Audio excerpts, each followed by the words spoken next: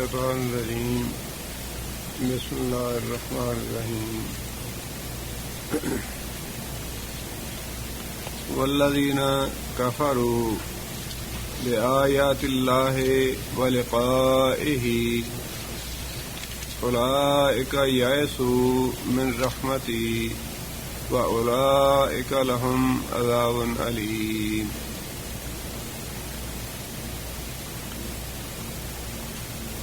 آیت نمبر 18 سے لے کر 23 تک یہ اللہ تعالیٰ نے حضرت ابراہیم علیہ السلام کا واقعہ شروع سے چلا آ رہا ہے.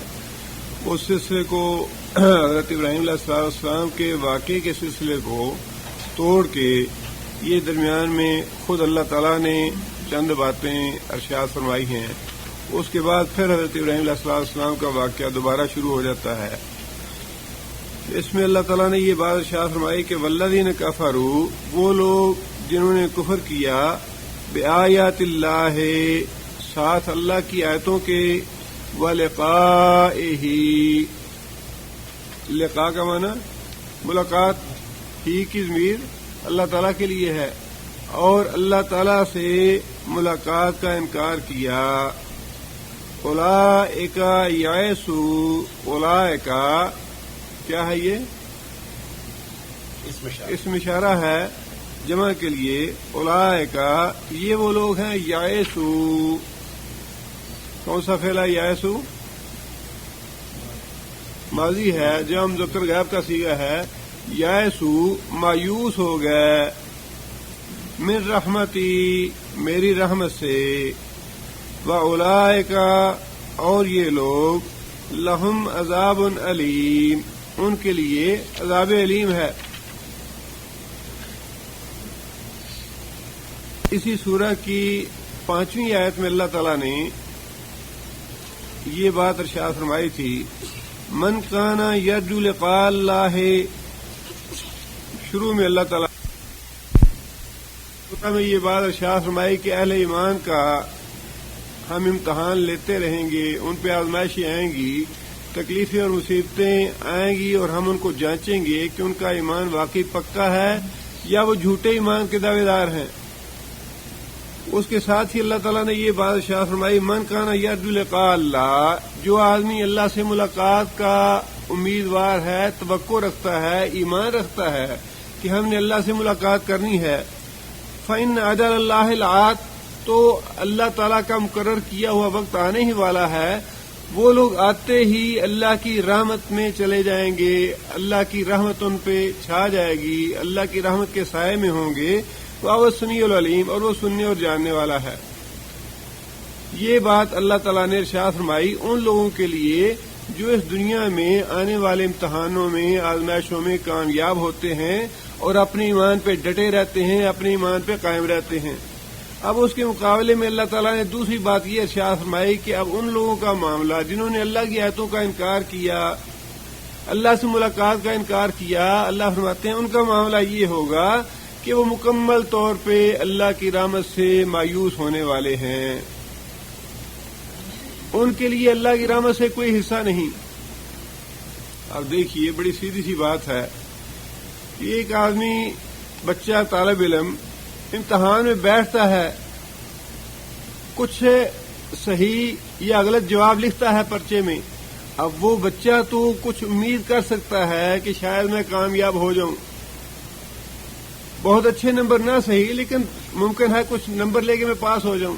لیکن وہ آدمی جو امتحان میں بیٹھا ہی نہیں، جس نے اللہ سے ملاقات کا ویسے ہی انکار کر دیا، جی آخرت نہیں ہے، قیامت نہیں ہے، جنت دوزخ نہیں ہے، اور یہ قرآن نبی صلی اللہ علیہ وسلم کا اپنا بنایا ہوا تصنیف ہے، یا محمد صلی اللہ علیہ وسلم پہ ایمان نہیں لایا، محمد صلی اللہ علیہ وسلم کا انکار کر دیا صلی اللہ علیہ وسلم. اللہ فرماتے ہیں کہ ان لوگوں کا تو رحمت میں کوئی حصہ ہے ہی نہیں، ہو ہی نہیں سکتا، اس لیے کہ انہوں نے سرے سے اس بات کو ماننے سے ہی انکار کر دیا کہ اللہ نے کوئی چیز نازل کی ہے، اللہ نے کسی کو پیغمبر بنا کے بھیجا ہے، اللہ سے ملاقات کرنی ہے، آخرت ہے، قیامت ہے. ان لوگوں نے تو ابتدا میں اس کا ویسے ہی انکار کر دیا. لہذا اللہ فرماتے ہیں کہ ان لوگوں کا معاملہ یہ ہے کہ یہ لوگ میری رحمت سے مایوس ہوں گے اور انہیں میری رحمت سے قطعاً کوئی حصہ نہیں ملے گا۔ البتہ وہ لوگ جو ایمان لائے اللہ پہ، اللہ کے رسول پہ، قرآن کو مانا، آخرت کو مانا اور جنت اور دوزخ کو مانا، ان کے اعمال اچھے ہیں برے ہیں اللہ معاف کرے گا، لیکن وہ امیدوار تو ہیں کہ اللہ رحمت کرے گا۔ انہیں اللہ سے بخشش کی توقع تو رکھنی چاہیے۔ وہ دعا تو کرتے ہیں رب اغفر لی، یا اللہ ہمیں معاف فرما، قیامت کے دن ہمیں بخش دینا، ہمارے گناہوں سے درگزر کرنا۔ ان کا عقیدہ ہے، ان کا ایمان ہے، لہذا وہ بہرحال اللہ کی رحمت کے امیدوار ہیں اور اللہ کی رحمت سے انہیں امید رکھنی چاہیے۔ لیکن جو لوگ سرے سے ہی منکر ہیں، ایمان لانے والے ہی نہیں، اللہ فرماتے ہیں کہ وہ میری رحمت سے مایوس ہونے والے ہیں یا ہو چکے ہیں، اور ان کے لیے قیامت میں عذاب علیم ہوگا۔ آگے پھر وہی حضرت ابراہیم علیہ السلام کے واقعے کا سلسلہ شروع کر دیا۔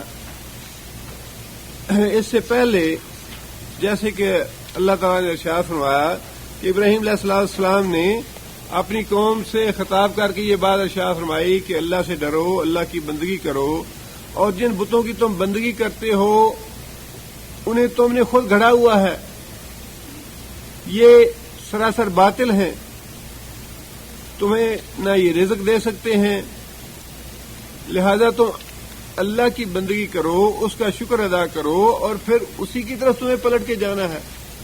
یہ ساری باتیں حضرت ابراہیم علیہ السلام نے اپنی قوم سے کہیں۔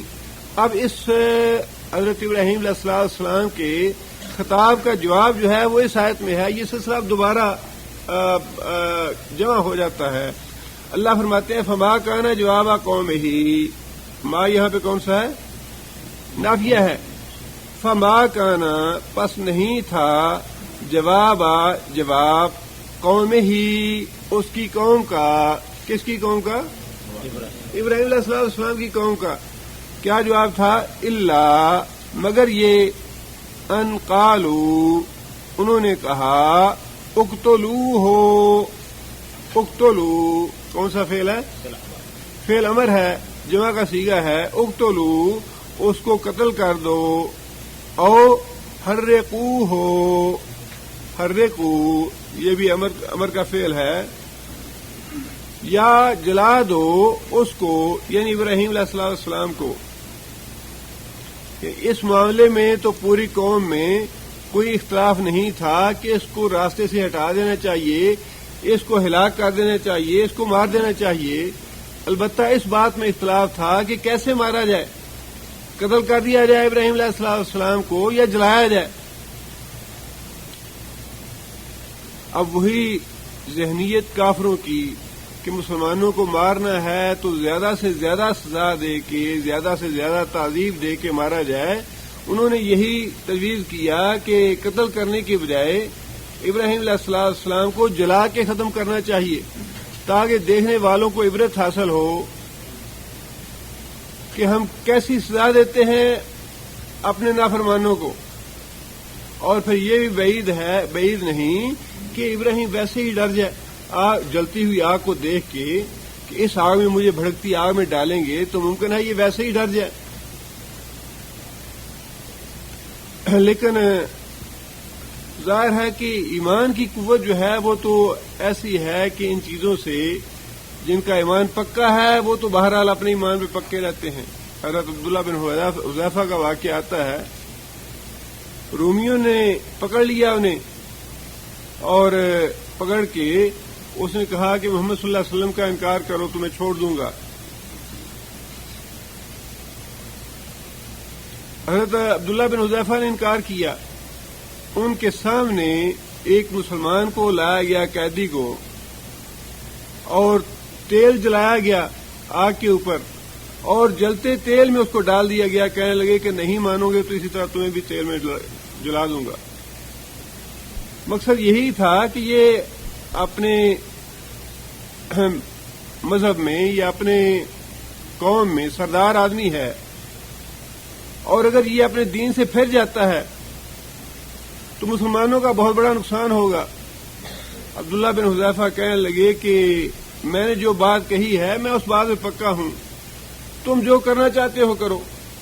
جب اس نے یہ دیکھا کہ یہ تو واقعی ڈرنے والا نہیں ہے تو کہنے لگا کہ اچھا تم دلیر آدمی ہو، بڑے جرت مند آدمی ہو، اور تم اپنے ایمان پہ بڑے پکے ہو، میں تمہاری بڑی عزت کرتا ہوں، بڑا احترام کرتا ہوں. کہنے لگا کہ میرے ماتھے میں بوسہ دے دو، میں تمہیں چھوڑ دوں گا. حضرت عبداللہ بن حذیفہ نے کہا کہ اگر تم میری ذات کے لیے بات کرتے ہو تو میں بوسہ نہیں دیتا، اگر میرے ساتھ باقی سارے گرفتار مسلمانوں کو چھوڑتے ہو تو پھر میں بوسہ دے دوں گا. کہنے لگا ٹھیک ہے، تم میرے ماتھے میں بوسہ دو، میں سارے مسلمانوں کو چھوڑ دوں گا. حضرت عبداللہ بن حذیفہ نے اس کے ماتھے میں بوسہ دیا اور اس نے سارے قیدی مسلمان جتنے بھی تھے سب کو چھوڑ دیے، صرف اس بات سے کہ یہ آدمی اپنے ایمان کا اتنا پکا ہے کہ اس کے سامنے میں نے ایک آدمی کو جلتے تیل میں ڈال کے ختم کر دیا ہے، لیکن اس کے باوجود یہ اپنے ایمان پہ قائم رہا، اپنے ایمان پہ ڈٹا رہا. جب عبداللہ بن حذیفہ واپس پہنچے، یہ خلافت فاروقی کا واقعہ ہے، حضرت عمر رضی اللہ تعالیٰ عنہ کے پاس، تو حضرت عمر رضی اللہ تعالیٰ عنہ کو بتایا حضرت عبداللہ بن حذیفہ نے کہ امیر المومنین میں نے ایسا کام کیا ہے. حضرت عمر رضی اللہ تعالیٰ عنہ اٹھے خود، اور انہوں نے خود اٹھ کے عبداللہ بن حذیفہ کے چہرے پہ بوسہ دیا، اور سارے مسلمانوں کو کہا جتنے بیٹھے ہوئے تھے کہ سارے مسلمانوں اٹھ کے اس کے چہرے پہ بوسہ دیا. یہ ہے ایمان پہ پکے رہنے والی بات اور ایمان پہ ڈٹے رہنے والی بات. انہوں نے یہ سزا اس لیے منتخب کیا کہ شاید اس آگ کو دیکھ کے ابراہیم اپنے ایمان سے ہٹ جائے، خوفزدہ ہو جائے، لیکن ابراہیم علیہ السلام اپنے ایمان پہ قائم رہے، اور اس ابتلا کی وجہ سے، آزمائش کی وجہ سے اور اس قربانی کی وجہ سے اللہ تعالیٰ فرماتے ہیں کہ قربانی ابراہیم نے جو دینی تھی وہ دے دی. اس کے بعد تو اللہ تعالیٰ کا امر تھا، اللہ چاہتے تو جلا ڈالتے، اللہ چاہتے تو بچا لیتے. جو کچھ ابراہیم علیہ السلام سے مطلوب تھا وہ اس میں کامیاب ہو گئے. اللہ کے دین کے لیے، اللہ کی توحید کے لیے انہوں نے اپنی جان نثار کر دی اللہ کی راہ میں. اور اللہ فرماتے ہیں کہ فَأَنْجَاهُ اللَّهُ مِنَ النَّارِ. فَأَنْجَا کون سا فعل ہے؟ انجا ماضی ہے، واحد مذکر غائب کا صیغہ ہے. انجا اس کو نجات دی، اللہ نے من النار آگ سے، اللہ تعالیٰ نے ابراہیم علیہ السلام کو آگ سے نجات دلا دی. ان فی ذالک، ان بے شک، فی ذالک اس واقعے میں، ابراہیم علیہ السلام کے اس واقعے میں، لآیات بہت سی نشانیاں ہیں، بہت سے سبق ہیں، لقوم واسطے اس قوم کے، یؤمنون جو ایمان لانے والے ہیں. ایمان لانے والے لوگوں کے لیے ابراہیم علیہ السلام کے اس واقعے میں بہت سے سبق ہیں، بہت سی نشانیاں ہیں. سبق یہ ہے کہ اگر توحید کے لیے انسان کو اپنی جان بھی اللہ کی راہ میں قربان کرنی پڑے تو انسان کو اپنی جان بھی قربان کر دینی چاہیے. گھر بار چھوڑنا پڑے، گھر بار چھوڑ دینا چاہیے. جائیداد، عزت، وراثت، گدی چھوڑنی پڑے، سب کو چھوڑ دینی چاہیے. دوسرا سبق یہ ہے کہ اللہ تعالیٰ نے ابراہیم علیہ السلام کا بھی امتحان لے کے چھوڑا. جو اللہ تعالیٰ نے بعد ارشاد فرمائی، وَلَقَدْ فَتَنَّا الَّذِينَ آمَنُوا وَلَقَدْ فَتَنَّا الَّذِينَ مِن قَبْلِهِمْ، مسلمانوں تم سے جو پہلے لوگ تھے ان کو بھی ہم نے آزمایا. فَلَيَعْلَمَنَّ اللَّهُ الَّذِينَ صَدَقُوا وَلَيَعْلَمَنَّ الْكَاذِبِينَ. اللہ تو یہ جانچ کے رہے گا، امتحان لے کے رہے گا کہ ایمان میں سچا کون ہے، جھوٹا کون ہے. اور اس معاملے میں اللہ تعالیٰ نے ابراہیم علیہ السلام کو بھی نہیں چھوڑا، ابراہیم علیہ السلام کی بھی آزمائش کی کہ واقعی یہ ایمان میں سچا ہے یا جھوٹا ہے. اللہ تو یہ جانچ کے رہے گا ہر آدمی کے بارے میں. آزمائشیں آئیں گی، تکلیفیں آئیں گی، مصیبتیں آئیں گی. وہ آزمائشیں کافروں کی طرف سے بھی ہو سکتی ہیں، مشرکوں کی طرف سے بھی ہو سکتی ہیں، اپنے اندر موجود منافقوں کی طرف سے بھی ہو سکتی ہیں. اور پھر دینی معاملات کے علاوہ اپنی ذاتی زندگی میں بھی اللہ کی طرف سے آزمائشیں آ سکتی ہیں. بیماری کی آزمائش ہے، روزگار کی آزمائش ہے، اولاد کی طرف سے کوئی آزمائش ہے، یہ آزمائشیں بھی انہی باتوں میں شامل ہیں کہ ان آزمائشوں کے ہوتے ہوئے کون آدمی اپنے ایمان پہ پکا رہتا ہے اور کون آدمی قبروں پہ نظریں نیازیں چڑھا کے اپنا ایمان بیچتا ہے، اپنا ایمان ضائع کرتا ہے۔ اور پھر ابراہیم علیہ السلام کے واقعے میں یہ بھی ایک سبق ہے کہ جب اللہ چاہتے ہیں تو اللہ تعالیٰ قوانین جو بنائے ہوئے ہیں اللہ تعالیٰ نے، اللہ کی ذات ان قوانین کی پابند نہیں ہے۔ اللہ کا قانون تو یہی ہے کہ آگ کو جلانا چاہیے، لیکن اللہ تعالیٰ یہ قانون بنا کے اس قانون کا پابند نہیں بن گیا۔ قانون اللہ نے بنایا ہے کہ پانی پیے گا تو یہ پیاس بجھائے گا، کھانا کھائے گا تو انسان کی بھوک ختم ہوگی،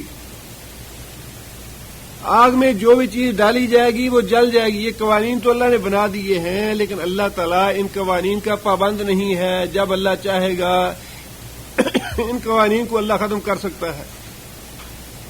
وہ تاثیر آگ کی اپنی نہیں، اللہ کی دی ہوئی ہے۔ جب اللہ چاہے گا اسی آگ کو اللہ ٹھنڈا کر دے گا۔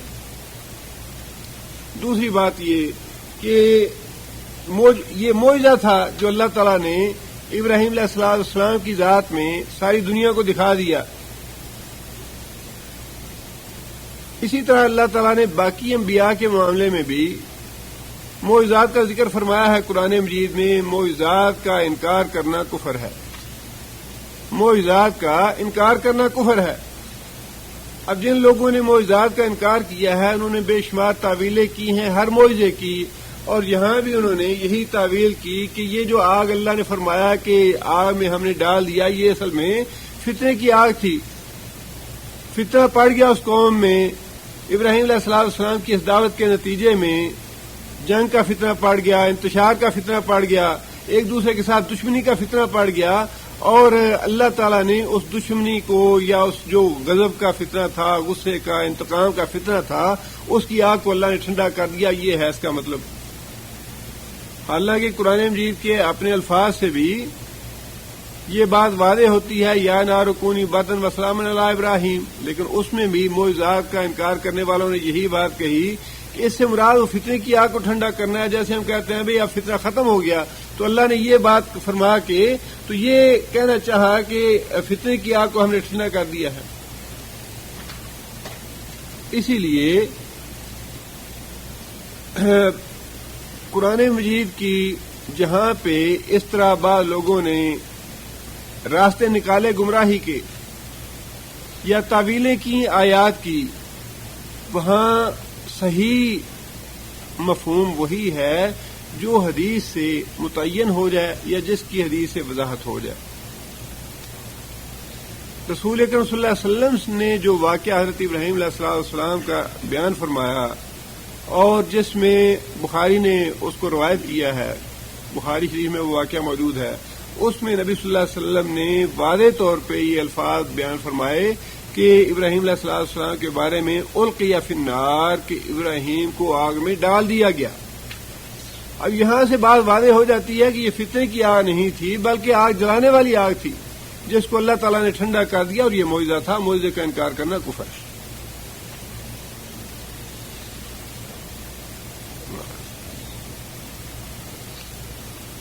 اور پھر اس میں بھی اس واقعے میں اس بات کا بھی سبق ہے کہ جب ایک آدمی اللہ کے امتحان میں یا اللہ تعالیٰ کی طرف سے آئی ہوئی آزمائش میں کامیاب ہو جاتا ہے تو اللہ تعالیٰ اس کی نصرت کرتے ہیں۔ جب انسان اپنے ایمان پہ ڈٹا رہتا ہے تو پھر ایسے نہیں ہے کہ اللہ تعالیٰ بے سہارا چھوڑ دے کسی کو، اللہ تعالیٰ ضائع نہیں کرتے کسی کو۔ اللہ تعالیٰ نے آگے یہ بات ارشاد فرمائی کہ ابراہیم ہمارے امتحانوں میں کامیاب ہوا تو ہم نے اس کو دنیا میں بھی اجر دیا، آخرت میں بھی اجر دیں گے اس کو۔ اللہ تعالیٰ نے نصرت بھی فرمائی ابراہیم علیہ السلام کی، مدد بھی کی اللہ تعالیٰ نے ابراہیم علیہ السلام کی، اور اس کے ساتھ اللہ نے اجر یہ دیا کہ رہتی دنیا تک ابراہیم علیہ السلام کی عزت، احترام اور ادب دنیا کے سارے مسالک میں موجود ہے۔ حتیٰ کہ آج بھی یہودی اور عیسائی اس بات پہ فخر کرتے ہیں کہ ابراہیم علیہ السلام ہمارے پیشوا اور امام ہیں۔ نبوت کا سلسلہ چلا انہی سے۔ ابراہیم علیہ السلام کی امامت میں آج بھی کسی کو اختلاف نہیں ہے. رسول اللہ صلی اللہ علیہ وسلم کی نبوت پہ تو اختلاف ہے, عیسیٰ علیہ السلام کی نبوت پہ اختلاف ہے, لیکن ابراہیم علیہ السلام کی نبوت پہ اور ان کی امامت پہ, ان کی پیشوائی پہ کسی بھی مسلک میں یا کسی بھی دوسرے مذہب میں اختلاف نہیں ہے. یہ ساری باتیں اللہ فرماتے ہیں کہ اس واقعے میں ایماندار لوگوں کے لیے سبق ہے رہتی دنیا تک, کہ جو آدمی اللہ کے دین کے لیے کوئی قربانی دے گا اللہ اس کی قربانی ضائع نہیں کرے گا. جو بھی آدمی اللہ کے دین کے لیے ثابت قدم رہے گا اور قربانی دے گا اللہ اس کی قربانی کو ضائع نہیں کرے گا. آگے اللہ فرماتے ہیں کہ آگ سے نکلنے کے بعد ابراہیم علیہ السلام نے اس مجمع سے یہ بات خطاب فرمائی.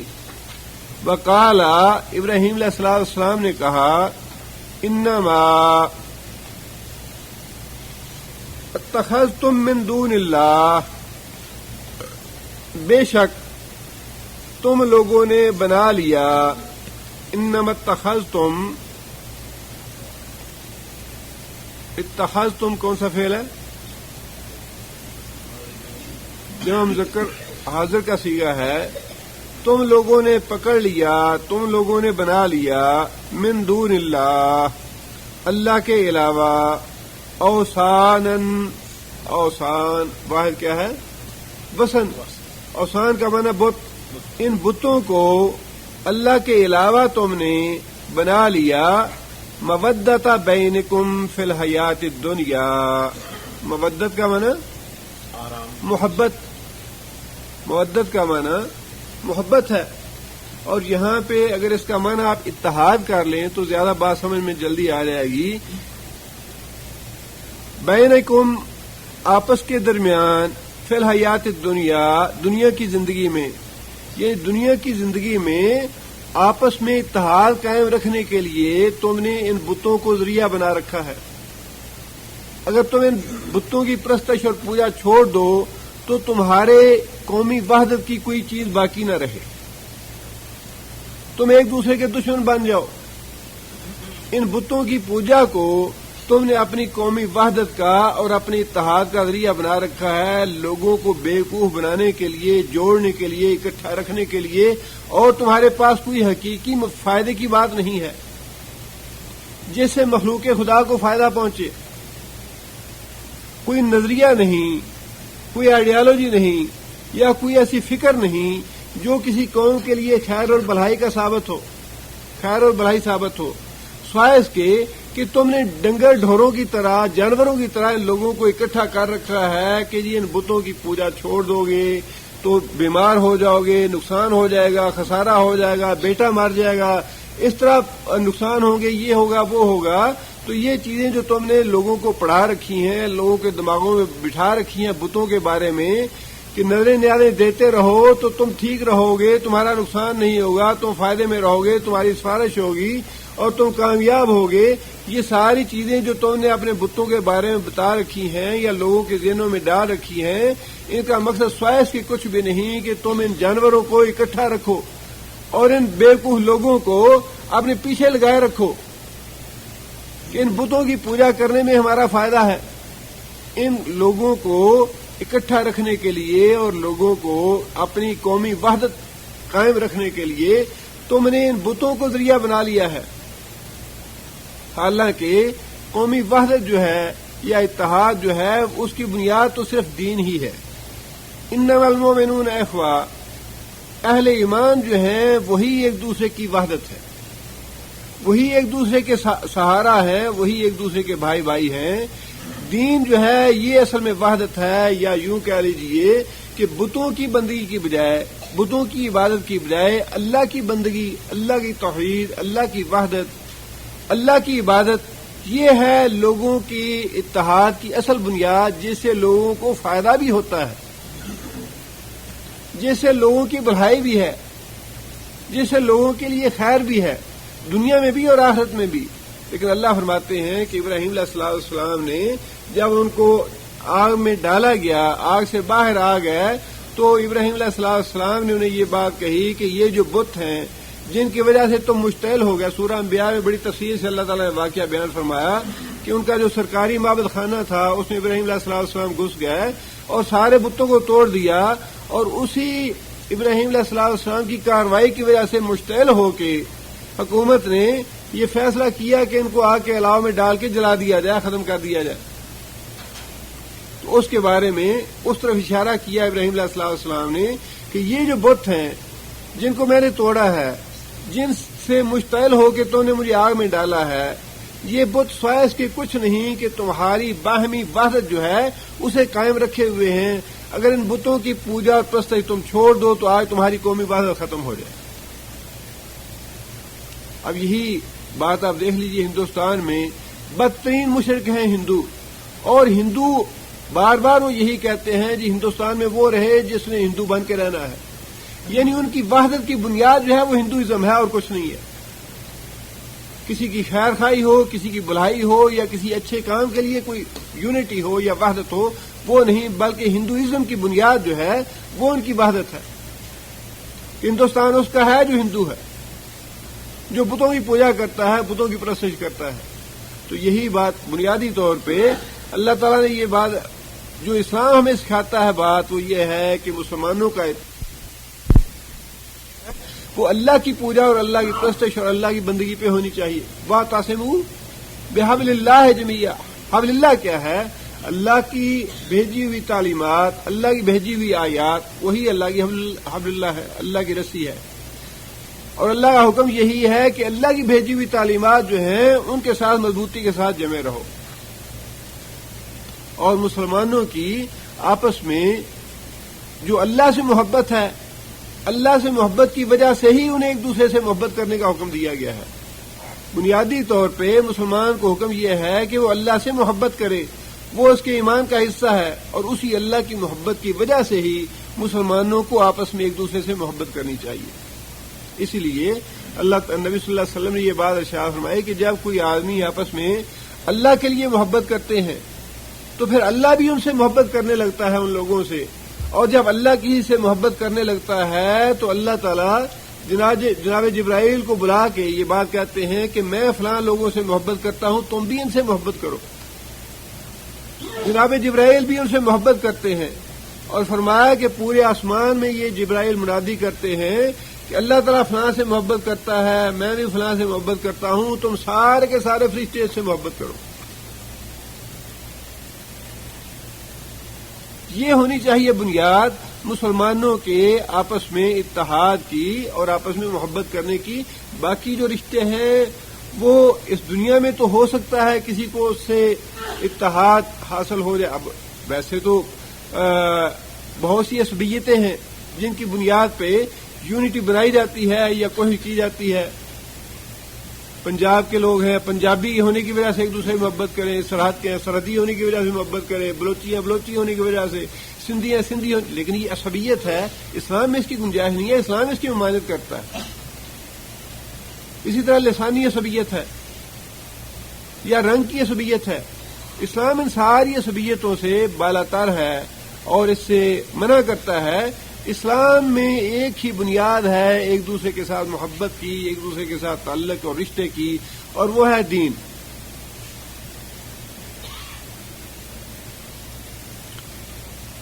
ابراہیم علیہ السلام نے اپنی قوم سے خطاب کر کے یہ بات ارشاد فرمائی کہ تم نے آپس میں محبت کا ذریعہ ان بتوں کو بنا رکھا ہے اللہ کو چھوڑ کے.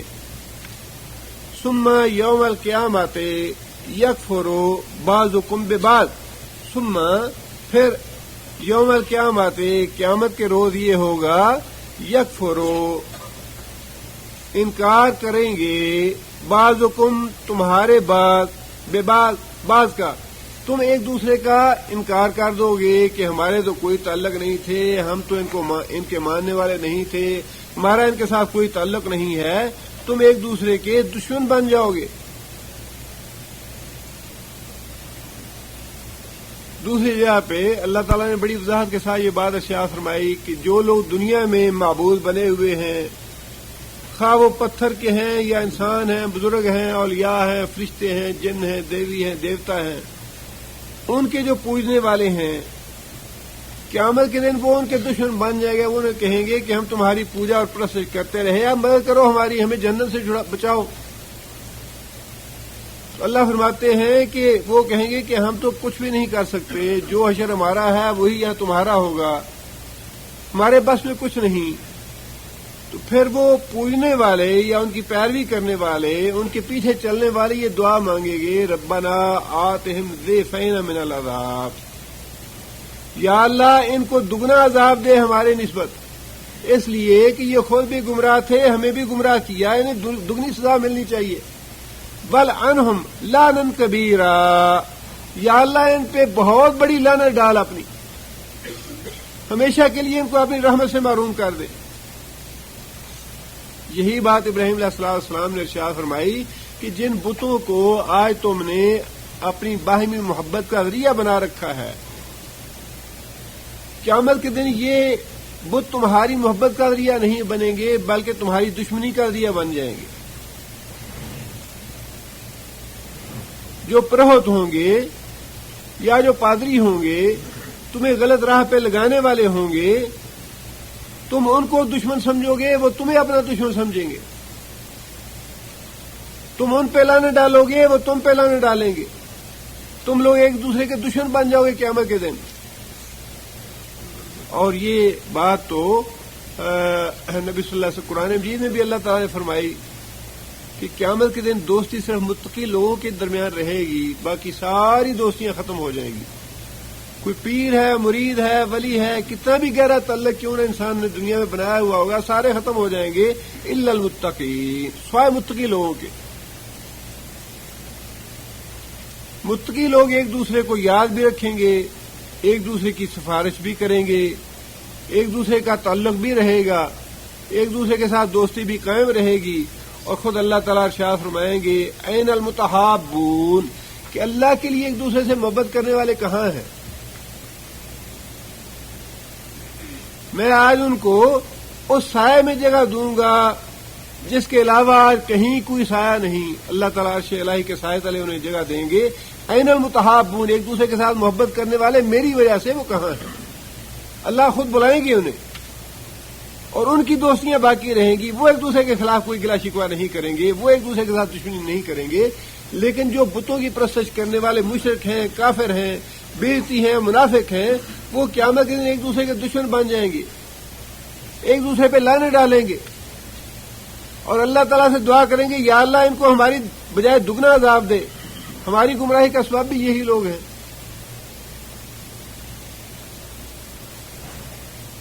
آگے اللہ فرماتے ہیں وَيَلْعَنُ بَعْضُكُمْ بَعْضًا, اور قیامت کے دن یہ بھی ہوگا کہ تم ایک دوسرے پہ لانے ڈالو گے. مشرک لوگ, کافر لوگ, منافق لوگ, جو دنیا میں کفر کی وجہ سے, نفاق کی وجہ سے, شرک کی وجہ سے ایک دوسرے کے دوست بنے ہوئے ہیں, قیامت کے دن ایک دوسرے کے دشمن بن جائیں گے اور ایک دوسرے پہ لانے ڈالیں. ابراہیم علیہ السلام نے یہ بات ارشاد فرمائی وَمَأْوَاكُمُ النَّارُ, ماوا, اور تمہارا ٹھکانہ, تمہاری جگہ نار, آگ ہوگی. وَمَا لَكُم مِّن نَاصِرِينَ, ما یہاں پہ کون سا ہے؟ نافیہ ہے. وَمَا, اور نہیں, لَكُم واسطے تمہارے, مِن نَاصِرِينَ, ناصرین کیا ہے؟ فاعل ہے, اسم فاعل, مدد کرنے والے. کوئی بھی مدد کرنے والوں میں سے تمہاری مدد کرنے والا نہیں ہوگا. یہ جتنے بت تم نے بنائے ہوئے ہیں ان میں سے کوئی تمہارے کام نہیں آئے گا. صرف ایک اللہ کی ذات ہے جو بچائے گی, جو مدد کرے گی, یا جو کسی کا سہارا ہو سکے گی. اللہ کی ذات کے علاوہ کوئی کسی دوسرے کو بچا نہیں سکے گا. آگے اللہ تعالیٰ نے یہ بات ارشاد فرمائی فآمن لہ لوط, لوط علیہ السلام حضرت ابراہیم علیہ السلام کے بھتیجے تھے, اور جب آگ میں ڈالا گیا ابراہیم علیہ السلام کو, لوط علیہ السلام وہیں موجود تھے. اس پورے لاؤ لشکر میں سے، پورے مجمع میں سے جتنے بھی لوگ وہاں موجود تھے، کوئی آدمی ایمان نہیں لایا سوائے لوط علیہ السلام کے. پورے مجمع میں سے ایک آدمی ایمان لایا یہ معجزہ دیکھ. اندازہ کریں کہ ہدایت جو ہے یہ کتنے نصیب کی بات ہے. ہدایت جو ہے یہ بڑے نصیب کی بات ہے.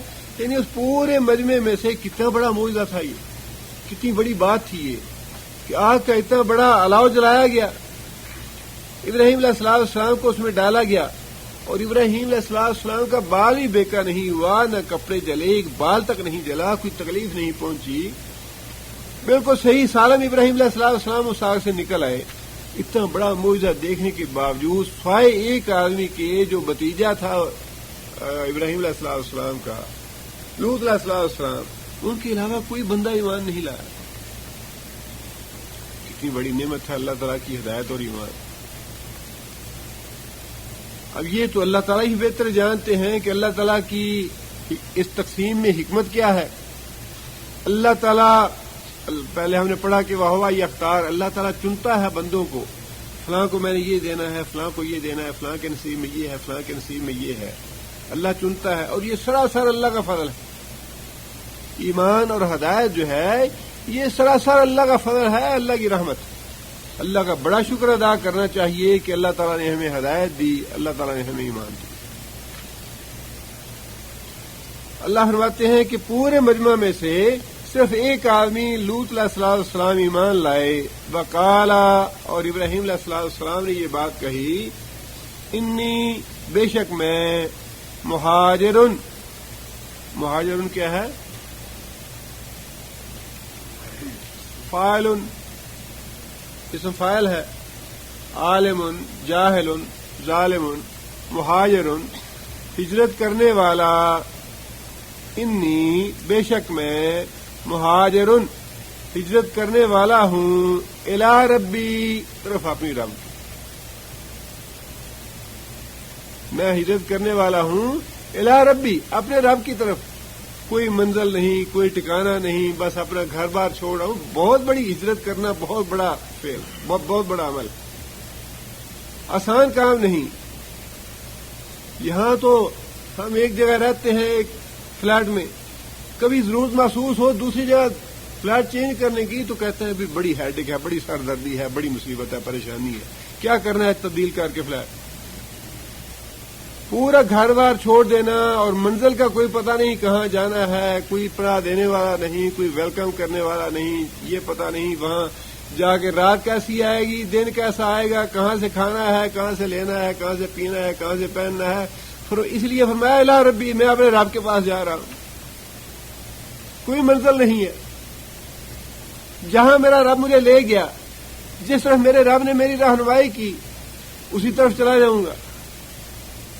یہ ہے اللہ پہ توکل کہ منزل کا بھی پتہ نہیں، صرف اپنے دین کے لیے، اپنے رب کو راضی کرنے کے لیے سارا گھر بار چھوڑ رہے ہیں. ساتھ بیوی ہے، ساتھ بھتیجا ہے، اور کوئی چوتھا آدمی نہیں ہے. اسی لیے نبی صلی اللہ علیہ وسلم نے فرمایا کہ 3 چیزیں ایسی ہیں جو انسان کے گزشتہ سارے گناہ معاف کر دیتی ہیں. دائرہ اسلام میں داخل ہونا، اور اللہ کی رضا کے لیے ہجرت کر جانا، اور پھر حج مبرور کرنا. یہ 3 عمل ایسے ہیں جن سے انسان کے سارے گناہ معاف ہو جاتے ہیں گزشتہ. حدیث میں وہ واقعہ آتا ہے 99 آدمی جس نے قتل کیے تھے.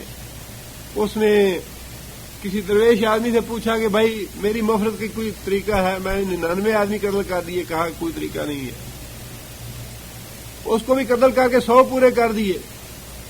پھر وہ عالم آدمی سے پوچھا تو عالم آدمی نے یہ کہا کہ ہاں تمہاری بخشش کا طریقہ یہ ہے، گناہ کی بستی کو چھوڑ کے کسی نیک بستی میں چلے جاؤ، یہاں سے ہجرت کر جاؤ، تمہارے سارے گناہ پچھلے معاف ہو جائیں گے. بری سوسائٹی کو، بری صحبت کو، برے لوگوں کو چھوڑ کے اچھے لوگوں کی بستی میں چلے جاؤ، نیک لوگوں کی صحبت اختیار کرو، اللہ تمہارے گناہ معاف کر دے گا.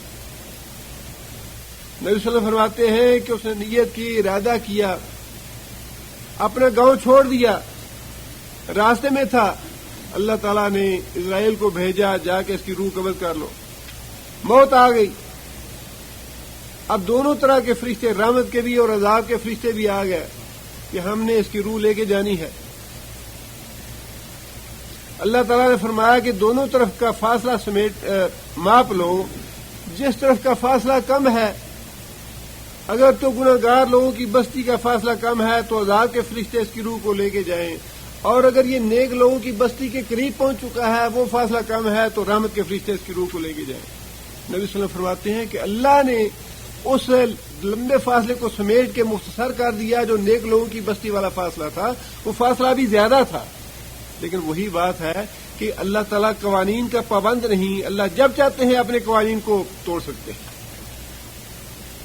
فاصلہ وہ زیادہ تھا جس بستی کی طرف جا رہا تھا، عذاب کے فرشتوں کو اس کی روح لے جانی چاہیے تھی، لیکن نبی صلی اللہ علیہ وسلم نے فرمایا کہ اللہ تعالیٰ نے زمین کو حکم دیا کہ سمٹ جا۔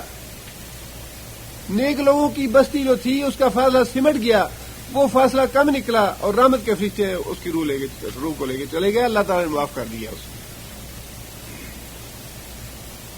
انسان ارادہ کر لے، نیت کر لے خلوص دل سے کہ واقعی گناہوں کو چھوڑ کے میں نے اب نیکی کا راستہ اختیار کرنا ہے، اللہ کبھی ضائع نہیں کرتا۔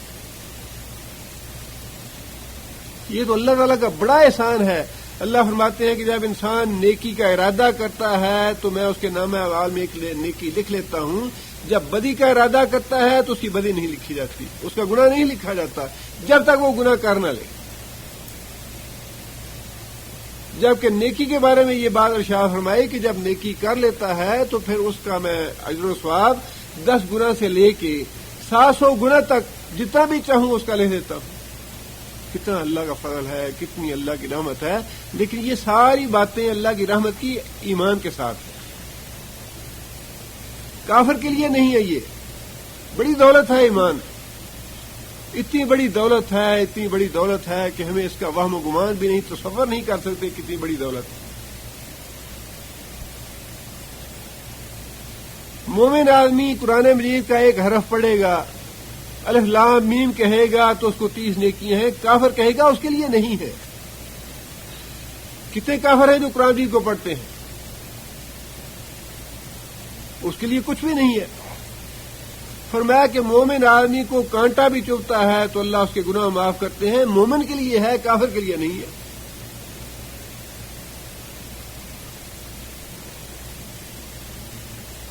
مومن آدمی اپنا گھر بار چھوڑ کے اللہ کے دین کے لیے جاتا ہے کسی دوسری جگہ پہ، اس کے سارے گناہ معاف ہو جاتے ہیں۔ کافر کہیں چھوڑ کے جگہ جاتا ہے، اس کے لیے کچھ بھی نہیں ہے۔ یہ ساری باتیں اور ساری اللہ کی رحمت اور اللہ کے انعامات جو ہیں ایمان کے ساتھ مشروط ہیں۔ ایمان ہے تو اللہ کی بڑی رحمت، اللہ کے بڑے انعامات۔ ابراہیم علیہ السلام نے کہا کہ میں ہجرت کرنے والا ہوں، چھوڑ کے جانے والا ہوں۔ کس طرف جانے والا ہوں؟ الی ربی، اپنے رب کی طرف۔ ابراہیم علیہ السلام کا گاؤں کوفہ کے قریب تھا عراق میں، اور وہاں سے اللہ تعالیٰ ابراہیم علیہ السلام کو اور لوط علیہ السلام کو فلسطین میں لے گئے ہجرت کے بعد۔ وہاں جا کے ابراہیم علیہ السلام نے قیام کیا، اور انسانی تاریخ میں ابراہیم علیہ السلام کی ہجرت سب سے پہلی ہجرت ہے۔ ابراہیم علیہ السلام کی ہجرت سب سے پہلی ہجرت ہے، اور دوسری ہجرت کون سی ہے؟ حضرت عثمان اور حضرت رقیہ کی۔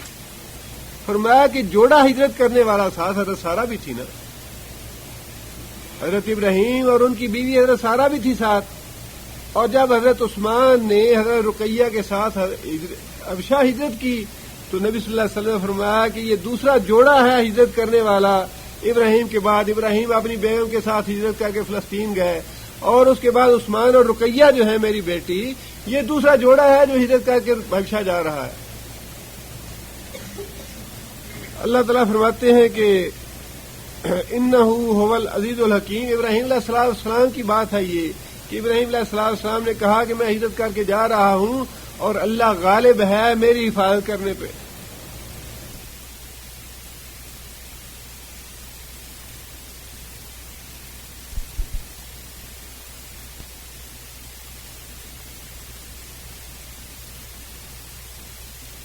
پکا ہونا چاہیے اللہ کی ذات پہ. ایسے نہیں ہے کہ ایک جو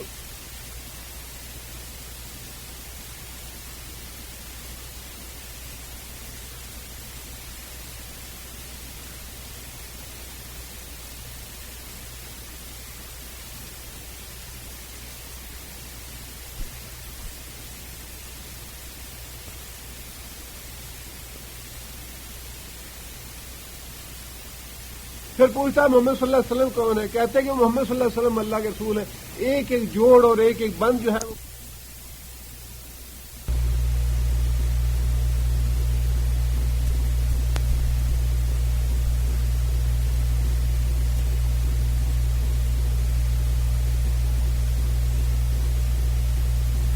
وہ اللہ کو راضی کرنے کے لیے جا رہا ہوں. مجھے اللہ کیوں ضائع کرے گا؟ انسان کا اتنا ایمان پکا ہونا چاہیے اللہ کی ذات پہ. ایسے نہیں ہے کہ ایک جو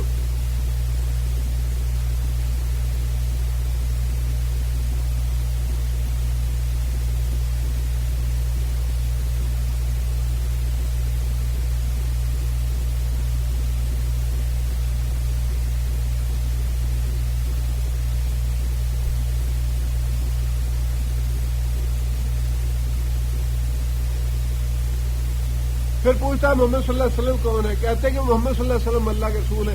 ایک ایک جوڑ اور ایک ایک بند جو ہے وہ کاٹ دیا. آخر تک زبان سے یہی بات نکلتی رہی، اشہد ان لا الہ الا اللہ و اشہد ان محمد عبدہ و رسولہ. اللہ ایک ہے، محمد صلی اللہ علیہ وسلم اللہ کے رسول.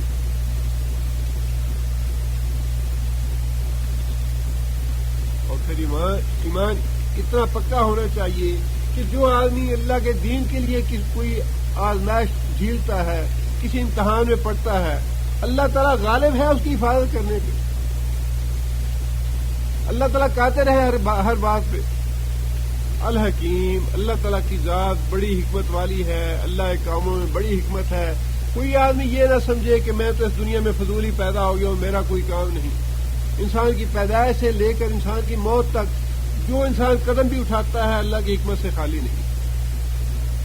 ایک جو قدم بھی انسان اٹھاتا ہے اللہ کی حکمت سے خالی نہیں.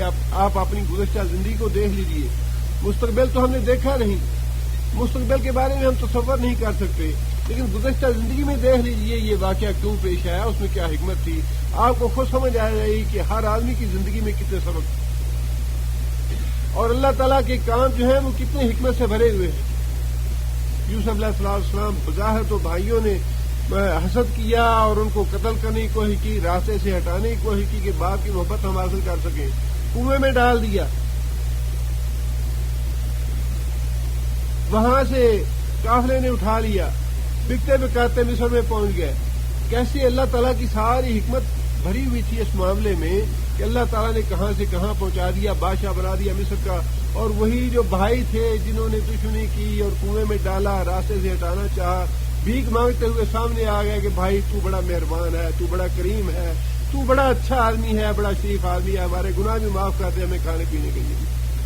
کہاں سے کہاں اللہ نے پہنچا دیا. اور یہ معاملہ صرف ایک یوسف علیہ السلام کے ساتھ ہی نہیں، دنیا میں ہر انسان کے ساتھ معاملہ اللہ تعالیٰ کا حکمت سے بھرا ہوا ہے. ہر آدمی کی زندگی جو ہے اس میں اللہ تعالیٰ کی حکمت سے وہ خالی نہیں. اب دیکھیے ابراہیم علیہ السلام کو اللہ تعالیٰ نکال کے لے گئے اور اس کے بعد کے واقعات یہ بتاتے ہیں کہ اللہ تعالیٰ کے سارے کام ابراہیم علیہ السلام کے معاملے میں بھی کس قدر حکمت سے بھرے ہوئے تھے. آگے اللہ فرماتے ہیں کہ وَوَهَبْنَا لَهُ إِسْحَاقَ. وَهَبْنَا کون سا فعل ہے؟ ماضی ہے جو متکلم کا صیغہ ہے. وہابہ کا معنی عطا کرنا. وہاب اللہ تعالیٰ کا نام ہے، وہاب عطا کرنے والا. عبد الوہاب وہاب کا بندہ، اسی سے وہابی کا لفظ بنا ہے. وہاب سے تعلق رکھنے والا، اللہ کا بندہ دوسرے معنوں میں عبد الوہاب. وہبنا ہم نے عطا کیا. عطا کرنے والی ذات صرف اللہ ہی، اللہ کے علاوہ کوئی نہیں دے سکتا. اگر کوئی ہوتا دینے والا تو اللہ فرماتے کہ ہم نے فلاں کو کہا تھا وہ دے دے، ہم نے فلاں کو اختیار دیا تھا، جبریل نے دیا، اسرائیل نے دیا، فلاں نے دیا، فلاں نے دیا۔ اللہ فرماتے ہیں وہبنا، ہم نے دیا، ہمارے علاوہ دینے والا ہے ہی نہیں کوئی، نہ کوئی دے سکتا ہے، نہ بیٹا دے سکتا ہے، نہ بیٹی دے سکتا ہے۔ وہبنا لہو اسحاق، ہم نے ابراہیم علیہ السلام کو اسحاق جیسا بیٹا عطا فرمایا، ویعقوب، اور پھر آگے اسحاق کو یعقوب عطا فرمایا، بیٹے کا نام بھی لیا اور پوتے کا نام بھی لیا، اس لیے کہ انہی سے آگے پھر نبوت کا سلسلہ چلنا تھا۔ آگے اللہ فرماتے ہیں وَجَعَلْنَا فِي ذُرِّيَّتِهِ النَّبُوَّةَ، وَجَعَلْنَا، اور ہم نے بنایا، فی ذُرِّيَّتِهِ، اس کی ذریت میں، اس کی اولاد میں، نبوت، ہم نے ابراہیم کی ذریت میں، ابراہیم کی اولاد میں نبوت کا سلسلہ قائم کر دیا، نبوت کا سلسلہ چلا دیا، والکتاب، اور کتاب کا، وآتینا، اور ہم نے دیا، اس کو، اجرہ فی الدنیا، اجر اس کا فی الدنیا، دنیا میں۔ ابراہیم علیہ السلام نے جو قربانی دی ہمارے لیے، ہمیں راضی کرنے کے لیے، جس آزمائش میں وہ کامیاب ہوا، اللہ فرماتے ہیں کہ ہم نے اس کو، اس کا بدلہ دنیا میں ہی دے دیا، دنیا میں ہی اس کو اجر دیا۔ دنیا کے اجر میں سے ایک کا اظہار تو اللہ نے یہیں پہ کر دیا کہ بڑھاپے کی عمر میں اللہ تعالیٰ نے اسحاق جیسا بیٹا دیا، اور پھر اسحاق کی اولاد میں نبوت کا سلسلہ قائم کر دیا۔ جتنے بھی مذاہب ہیں دنیا میں، ان سب کا پیشوا اور امام بنا دیا۔ اور پھر جس طرح نبی صلی اللہ علیہ وسلم کے بارے میں اللہ تعالیٰ نے فرمایا وَرَفَعْنَا لَكَ ذِكْرَكَ، کہ اے محمد صلی اللہ علیہ وسلم، آپ کا ہم نے ذکر اونچا کر دیا، ذکر بلند کر دیا، ہمیشہ آپ کا ذکر قیامت تک ہوتا رہے گا۔ اسی طرح ابراہیم علیہ السلام کا ذکر بھی قیامت تک ہوتا رہے گا، جہاں نبی صلی اللہ علیہ وسلم کا ہوگا۔ انسان ہر نماز میں جب تک درود نہیں پڑھ لیتا، نماز مکمل نہیں ہوتی۔ اللہم صلی علی محمد وعلی آل محمد کما صلیت علی ابراہیم وعلی آل ابراہیم، سارے درمیان سے پیغمبر چھوڑ کے محمد صلی اللہ علیہ وسلم کا نام لیا، پھر اوپر جا کے سرے سے ابراہیم علیہ السلام کا نام لیا کہ یا اللہ محمد پہ اور آل محمد پہ اس طرح رحمت نازل فرما جس طرح تو نے رحمت نازل فرمائی ابراہیم پہ اور ابراہیم کی آل پہ۔ کتنا بڑا اجر ہے جو اللہ تعالیٰ نے دنیا میں دے دیا ابراہیم علیہ السلام کو۔ اللہم اجعل لی لسان صدق فی الآخرین، ابراہیم علیہ السلام نے اللہ تعالیٰ سے یہ دعا مانگی تھی، اللہم اجعل لی لسان صدق فی الآخرین، یا اللہ پچھلی جو آنے والی نسلیں ہیں، قیامت تک آنے والے لوگ ہیں، ان میں یا اللہ میرا ذکر خیر باقی رکھ، یا اللہ میرا ذکر خیر ہوتا رہے۔ اور اللہ تعالیٰ نے کس طرح ذکر خیر رکھ دیا۔ ہر انسان کو یہ دعا اللہ سے مانگنی چاہیے کہ یا اللہ آنے والی نسلوں میں میرا ذکر خیر ہوتا رہے، کہ یا اللہ یہ لوگوں کے لیے بڑا نفع بخش آدمی تھا، یا اللہ بڑا خیر پھیلانے والا آدمی تھا، نیکی کی بات کرنے والا آدمی تھا۔ اور ظاہر ہے یہ ہوگا تبھی جب کریں گے تو اللہ باقی خیر کے کلمے باقی رکھ دیتے ہیں۔ اب امام بخاری نے دعا نہیں مانگی، لیکن اللہ تعالیٰ نے آنے والی نسلوں میں ان کے لیے خیر کی باتیں نہیں رکھی۔ امام مسلم کے لیے، امام ابو داؤد کے لیے، امام ترمذی کے لیے اللہ تعالیٰ نے قیامت تک کے لیے لسان صدق رکھ دیا لوگوں میں، خیر اور بھلائی کے چرچے، خیر اور بھلائی کی باتیں، دعائیں ان کے لیے۔ اگر ان کے علاوہ کوئی اور آدمی خیر کا کام کرے گا، اللہ کے دین کا کام کرے گا، نیکی کا کام کرے گا، خیر پھیلائے گا، بھلائی پھیلائے گا، تو کیا اللہ اس کی ذکر خیر نہیں رکھیں گے باقی؟ جو بھی انسان اللہ کے دین کے لیے کام کرے گا، اللہ تعالیٰ اس کی آنے والی نسلوں میں اس کا ذکر خیر باقی رکھیں گے۔ آج بھی اللہ تعالیٰ معاف کرے، ہم لوگ اپنے آباء و اجداد کی جو نیکی کا راستہ تھا اس سے ہٹ گئے، لیکن آج بھی اکثر لوگ خود بے نماز ہیں۔ ہاں جی دادا جی ہمارے بڑے پرہیزگار تھے، تہجد پڑھتے تھے، فلاں نیکی کا کام کرتے تھے، یتیموں کا بڑا خیال کرتے تھے، بیواؤں کا بڑا خیال رکھتے تھے، لیکن ہم خود اب اس راستے سے ہٹ گئے. اب بات تو وہی ہے کہ جو کرتے ہیں ان کا ذکر خیر بھی رہتا ہے، جو نہیں کرتے وہ ذکر خیر ختم ہو جاتا ہے. نیکی اور برائی کا سلسلہ جو ہے وہ اسی طرح چلتا ہے. برے لوگوں سے برائی جو ہے وہ آگے چلتی جاتی ہے، برائی پھیلتی ہے. نیک لوگ جو ہیں ان سے نیکی کا سلسلہ چلتا ہے.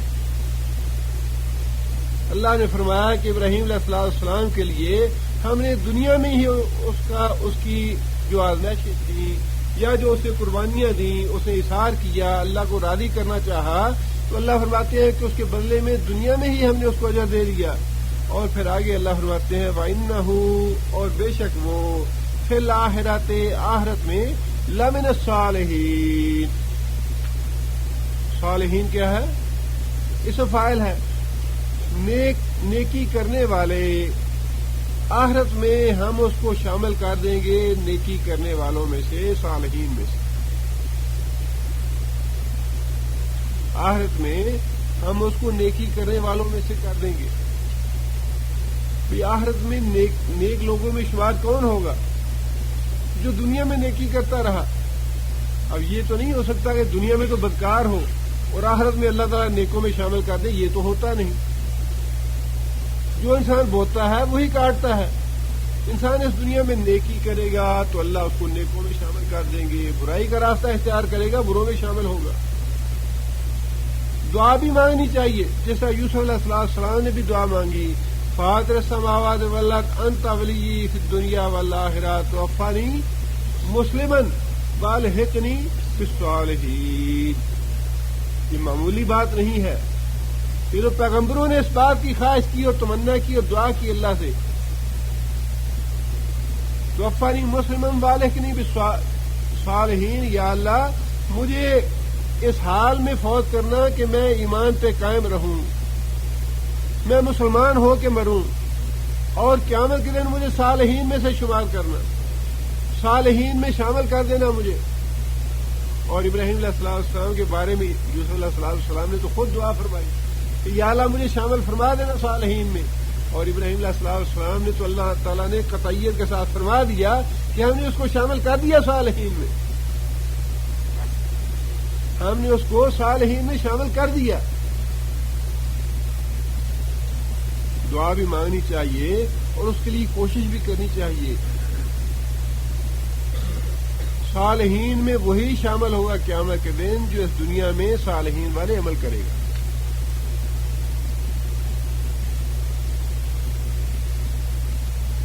آگے اللہ فرماتے ہیں،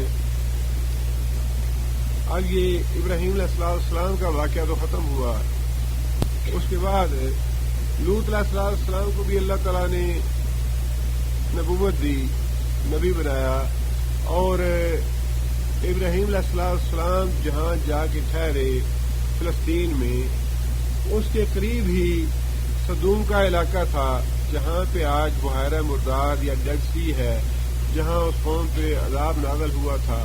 اس بستی کی طرف ابراہیم علیہ السلام نے ان کو جانے کی نصیحت فرمائی کہ وہاں جا کے تم اللہ کا دین اور اللہ کی توحید پھیلاؤ اور لوگوں کو دین کی دعوت دو. اب ان کا واقعہ اللہ تعالیٰ نے بیان فرمایا ہے. ولوطن، یہ کیونکہ شروع میں ہی آزمائشوں کا ٹاپک شروع کیا اللہ تعالیٰ نے، اہل ایمان کی آزمائشیں کریں گے ہم. اسی حوالے سے اللہ تعالیٰ نے پہلے نوح علیہ السلام کا واقعہ بتایا کہ نوح علیہ السلام نے 950 سال تک آزمائشیں برداشت کیں، اللہ کے دین کے لیے مصیبتیں برداشت کیں، اللہ کے دین کی دعوت دیتے رہے لوگوں کو، اور اس کے نتیجے میں چند ایک آدمی تھے جو ایمان لائے، بڑی مصیبت اٹھائی اور تکلیفیں اٹھائیں اللہ کے دین کے لیے. اس کے بعد ابراہیم علیہ السلام کا ذکر فرمایا کہ انہوں نے بھی اللہ کے دین کے لیے بڑی تکلیفیں اور مصیبتیں اٹھائیں اور آزمائشیں آئیں ان پہ بھی. اور اس کے بعد لوط علیہ السلام کا ذکر ہو رہا ہے کہ لوط علیہ السلام نے بھی دین کے لیے مصیبتیں اور تکلیفیں اٹھائی. دین کا جو بھی نام لے گا اس پہ آزمائشیں آئیں گی، اسے تکلیفیں برداشت کرنی پڑیں گی. اللہ تعالیٰ جانچیں گے اس کے ایمان کو، واقعی اس کا ایمان پکا ہے یا جھوٹا ہے.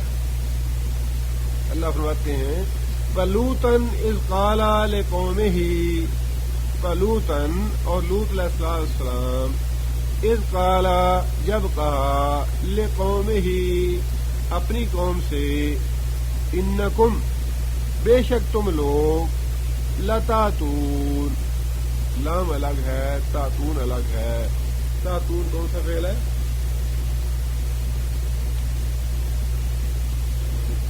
مضارع ہے، جو مذکر حاضر کا صیغہ ہے.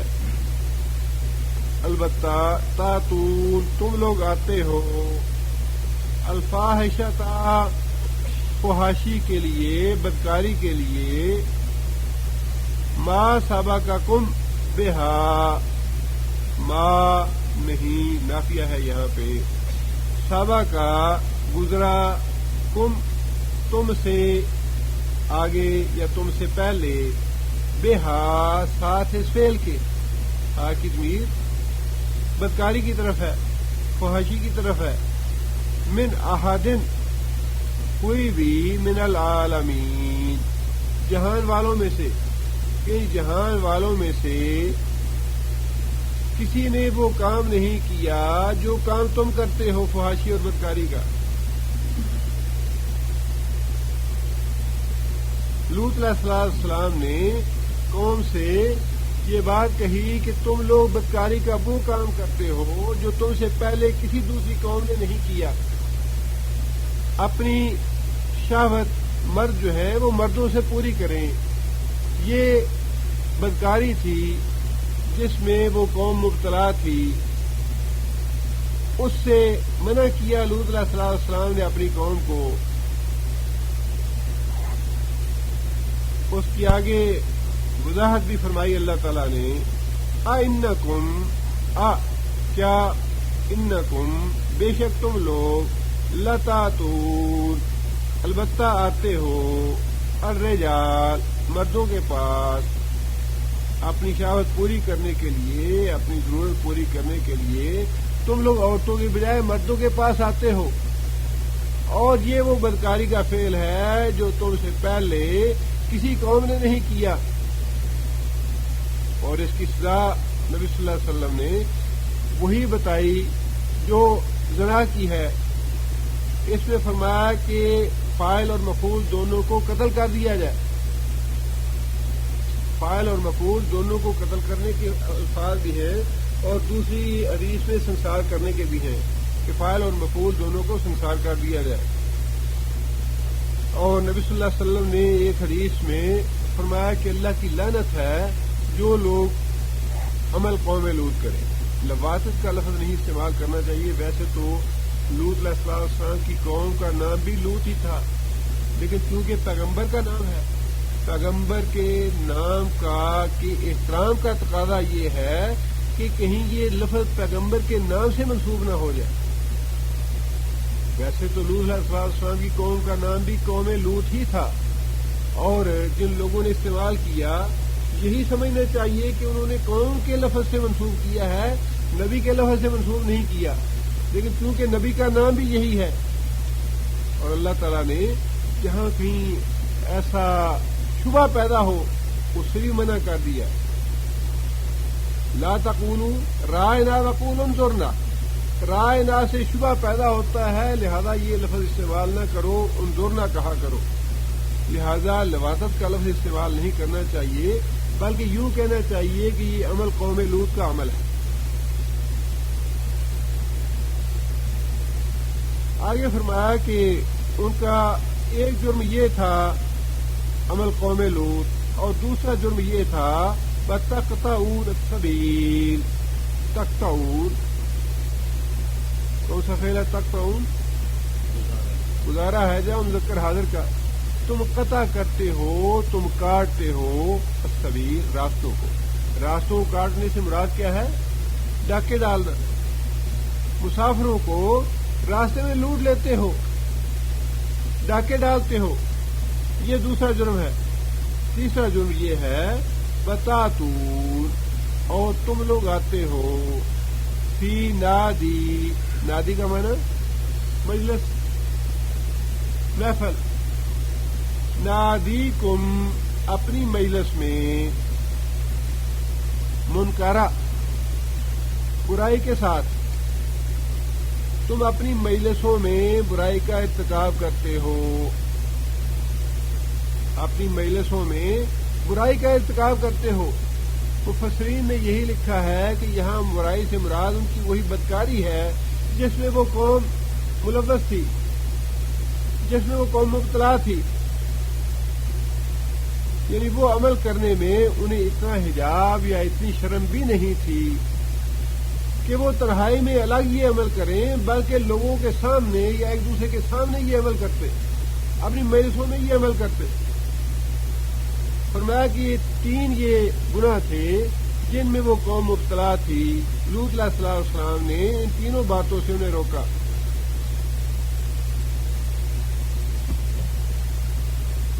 اب یہ وہ برائی ہے جس سے پیغمبر نے خاص طور پہ نام لے کے قوم کو روکا، اور آج برائی اتنی پھیل گئی ہے کہ باقاعدہ بعض ملکوں میں قانون کا درجہ حاصل ہے اس برائی کو،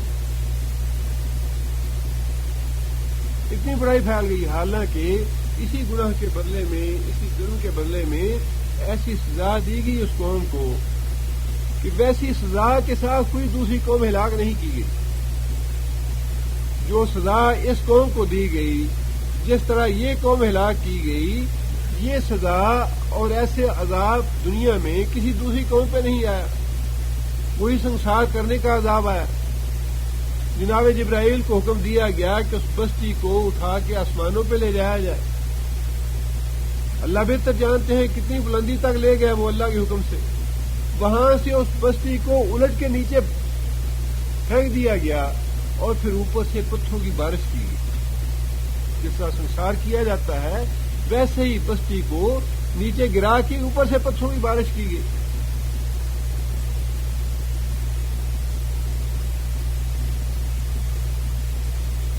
لوط علیہ السلام نے انہی گناہوں سے روکنے کی کوشش کی، اور ان لوگوں نے لوط علیہ السلام کو یہ بات کہی کہ تم بڑے پاک باز بنے پھرتے ہو، تمہارا علاج یہی ہے کہ تم کو اس بستی سے نکال دیا جائے۔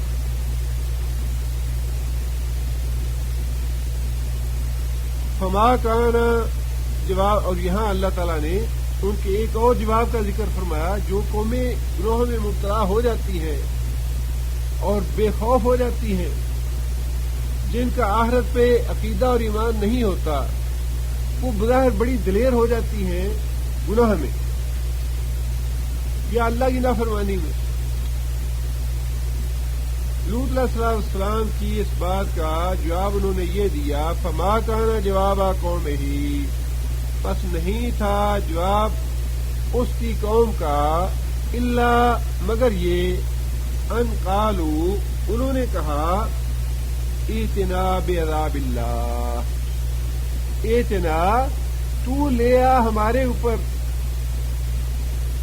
ائتنا ہمارے اوپر لے آ، بعذاب اللہ، اللہ کا عذاب، ان کنتا، اگر تو ہے، من الصادقین، سچوں میں سے۔ صادقین کیا ہے؟ اسم فاعل ہے۔ اگر تو واقعی سچوں میں سے ہے، اگر تو واقعی اللہ کا پیغمبر ہے تو ہمارے اوپر عذاب کیوں نہیں لے آتا؟ یہ وہی بات ہے جو بیشتر قوموں نے اپنے انبیاء سے کہی، لیکن اللہ تعالیٰ نے اس کا جواب یہی دیا کہ پیغمبر کے ہاتھ میں عذاب نہیں ہے، پیغمبر کے پاس اختیار نہیں، پیغمبر بیچارہ تو بعض اوقات خود پریشان ہو جاتا ہے کہ آخر یہ قوم سیدھی راہ پہ آتی کیوں نہیں، یا اس قوم پہ اللہ کا عذاب آتا کیوں نہیں، اس قوم کو اللہ پکڑتا کیوں نہیں۔ لیکن اللہ فرماتے ہیں کہ ہم نے یہ اختیار پیغمبر کو دیا نہیں، پیغمبر کے ذمہ صرف یہ بات ہے کہ وہ لوگوں تک بات پہنچا دے، پکڑنا، سزا دینا، عذاب لانا، یہ تو ہمارے اختیار میں ہے۔ یہ بالکل وہی بات ہے جو ابو جہل نے کہی بیت اللہ شریف کا پردہ پکڑ کے کہ یا اللہ اگر محمد صلی اللہ علیہ وسلم سچے ہیں تو آسمان سے پتھروں کی بارش برسا دے ہم پہ،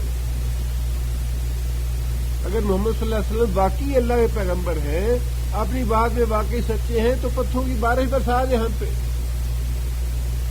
اللہ تعالیٰ نے اس کے جواب میں یہ بات ارشاد فرمائی کہ اللہ تعالیٰ جب تک محمد صلی اللہ علیہ وسلم تمہارے درمیان ہے اللہ تمہیں عذاب کرنے والا ہے۔ یہ تو رسول اللہ صلی اللہ علیہ وسلم کی برکت ہے، رسول اللہ صلی اللہ علیہ وسلم کی تکریم ہے، کیونکہ ہوتے ہوئے اللہ تم پہ عذاب لانا نہیں چاہتا۔ ان کا وجود اتنا بابرکت ہے، اللہ کے نزدیک ان کا مقام اور مرتبہ اتنا زیادہ ہے کہ ان کے موجودگی میں اللہ تعالیٰ تم پہ عذاب نہیں بھیجنا چاہتا۔ اور پھر جب تک تمہارے درمیان استغفار کرنے والے موجود ہیں، اللہ سے توبہ کرنے والے موجود ہیں، اپنے گناہوں پہ رونے دھونے والے موجود ہیں، اس وقت تک بھی اللہ تم پہ عذاب نہیں بھیجے گا۔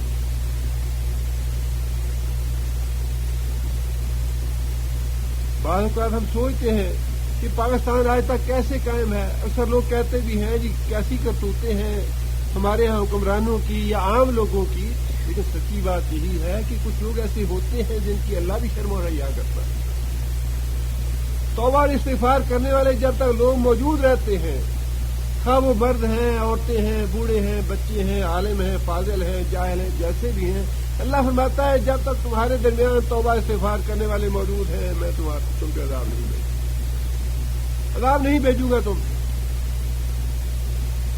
اور اس میں کیا شک ہے کہ فی الواقع بڑے بڑے علماء اور بڑے بڑے دین کی خدمت گزار اور اللہ کو راضی کرنے والے اور اللہ کے دین کے لیے قربانیاں دینے والے لوگ تو موجود ہیں، ہر جگہ پہ موجود ہیں۔ اور یہی وجہ ہے کہ اللہ تعالیٰ انہی کی وجہ سے دوسروں پہ بھی عذاب نہیں بھیجتا۔